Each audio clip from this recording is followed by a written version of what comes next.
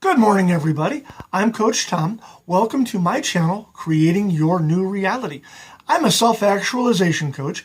What that means is that I help people cultivate, develop, and then express their true authentic selves in the areas of their careers, relationships, and personal development. Are you ready? Let's go. Now, I want to wish you guys a happy Monday. You know what today is, all right? It is the day we make our bitch. That's what we do. We make Monday our bitch.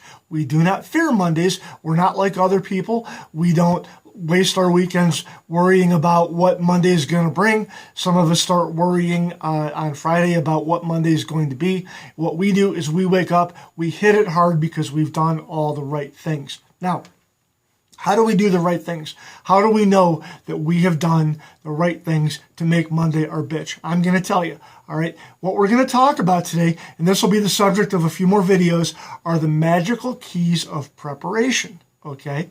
Because preparation is the most important thing that you can do. Preparation, training, rehearsing, all these things, they are very key. Now, what I like to ask myself is, am I ready? And if I say yes, what am I ready for? How did I get ready? And this is how I get ready to be ready. If you remember the SpongeBob SquarePants song, he'd run around going, I'm ready, I'm ready. Well, SpongeBob, what are you ready for? I'll tell you what we are ready for. We are ready to kick ass and take names. We're here to kick ass and chew bubble gum. I'm all out of bubble gum. Don't know about you, but I'm ready to go kick ass. So what we want to think about is, how are we ready? What are we ready for? Okay, and an easy way to determine that is, what is your most dominant thought when you wake up in the morning? Okay, did you rehearse? That's the key word. Did you rehearse all sorts of drama? Did you rehearse negativity? Did you rehearse conflict? All right. A lot of times we do that in our quiet times. We sit and we rehearse the bad things. We rehearse conflict between our boyfriend, girlfriend, husband, wife. We rehearse conflict between coworkers. Maybe you rehearse a conversation with a customer going badly. Maybe you rehearse something that you a conversation you've yet to have with a family member about some big looming thing. So you think about, all right, that motherfucker's going to tell me this, and I'm going to tell that motherfucker that. I'm going to tell him where to go. He's going to tell me where to go, and that's what's going to happen. So I'm not even going to bring up this delicate topic, because all it's going to do is be a shit fest. All right. How many of you had that conversation with yourself? All right. At some point during the previous weekend. All right. You guys have to stop that, all right? Because the thing is that you have a tendency, we have a tendency, I have a tendency to rehearse the wrong things, okay? The other thing we like to do is, not only will we rehearse things that have not happened yet and rehearse them in a negative fashion, we will take things that happened years ago. Maybe last week, last month, when you were 6. I don't know. I've done a lot of data mining from when I was a little kid. And you know what? I used to be really good at rehashing things that pissed me off when I was 10. Okay. Maybe it was something that my sister said to me.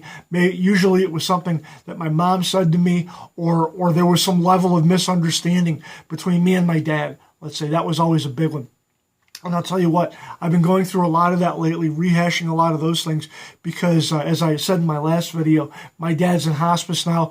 Doesn't mean that he's dying. Don't know how much time he has, just an accelerated level of care. But you know what? When you hang out with the guy, when I go to visit him, things come up. So what I have to not do is think of the things that I had fixed and buried and changed, all these things. So some things that I haven't totally worked on yet are coming back going, Thomas, we need to have this discussion. And what a lot of times what I'll find myself doing is rehashing things from the way back. All right. And then I have this long conversation of, well, now, no, you know what? I understand where that comes from now. And this is now how I'm handling it. This is how I'm doing it. I've revised myself to a point where, you know what? I'm not this scared little kid that lives to fear the backhand of my father, or a backhanded compliment or something, or when he would work out his crazies on us kids. All right. That doesn't mean anything anymore. What does mean is, now I look at him as a flawed human being, but also look at all the good things he did. okay, and how he was misunderstood and all these things. So they just add to your wisdom quotient. So I'm going around the mulberry bush here, but you know what? If you're going to spend your time data mining and rehashing old shit, do it the right way, okay?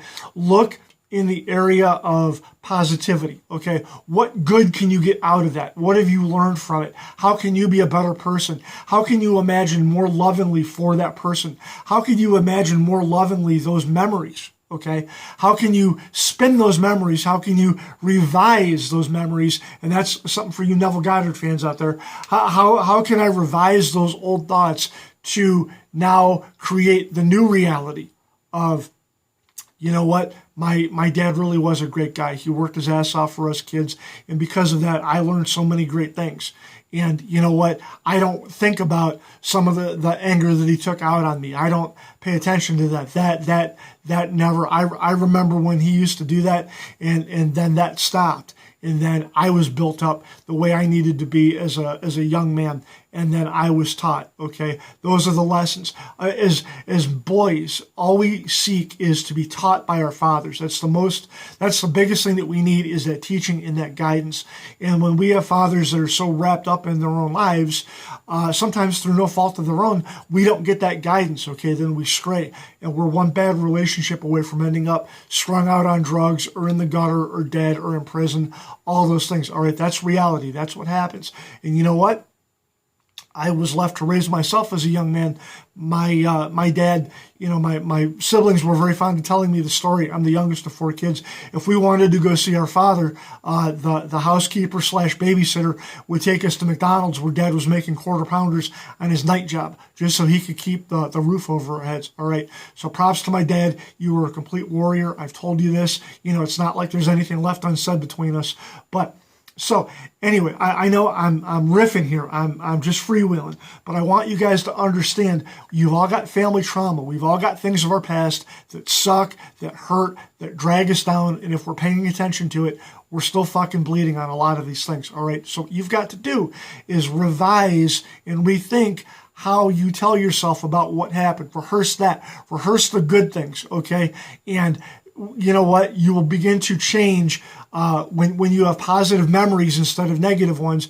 You're going to change your future. The things that happen to you in the future will be more in alignment with what you're after, what you want, what you need, what you're going after. All right. That's how you do that. So rehearsal, practice, preparation, all those things. What I like to do, this is literally how I changed my life. I take about 30 minutes every morning. And this is after I do my meditation, after I do my yoga.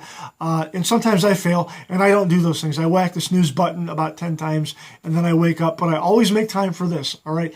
I put on a pot of coffee and then I imagine lovingly, all right? I think about if things pop up in my head that might be negative, I revise those things. But I also look to the future. What kind of day do I want to have? I imagine reaching out to my customers and those ending positively, those having a positive effect, not only to my bottom line, but also to my abilities as a guy who does customer service, as a guy who's a communicator. I imagine getting ideas to bring to you guys through my channel. I imagine what my future is going to be, okay? Because, you know, I'm a coach that helps out thousands of people. I've got a track record. It's only going to get bigger, okay? It's beautiful. I think about what I want my career to be like, how I will serve my customers, and how I will continue to be an excellent recruiter, and people will flock to me. And I imagine interviews going well and people flocking to my opportunities. I think of these things, all right? That's my level of preparation. All right. Not only do I hone my craft so I can get better, I revisit my favorite books on all the topics of things that I want to get better at and that I'm already good at. I keep on. But I also imagine myself excelling. I think about what does it look like when my desire is fulfilled and I live in that. Okay, that's where I live. When I consider myself, you know what, I'm a martial arts teacher. I'm a martial arts master. I have achieved excellence. I imagine things going really well when I take my lessons. And you know what, I submit myself to the process of going to my lessons. And you know what, sometimes I look like a complete fool going back over things that I should know. But you know what, I get better. This is what we always, where we screw up as people. We don't submit to the process, okay? You need to submit to the process of changing your mind.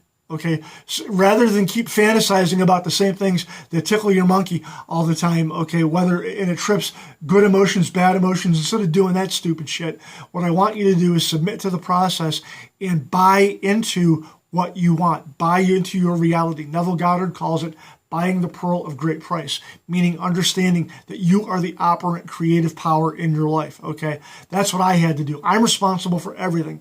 I've created everything in my life from a personal relationship standpoint. So you know what? It's up to me to create better. And this is how I do. This is how I prepare. Okay, this is what I want you to do.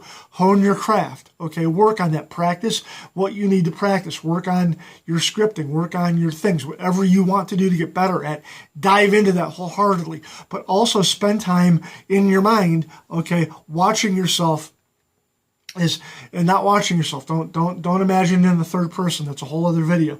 But from the first person point of view, imagine yourself having succeeded and having all the things that you want and living as that person. Okay, that's how I want you to prepare. I know that's really esoteric and woo-woo, but you know what?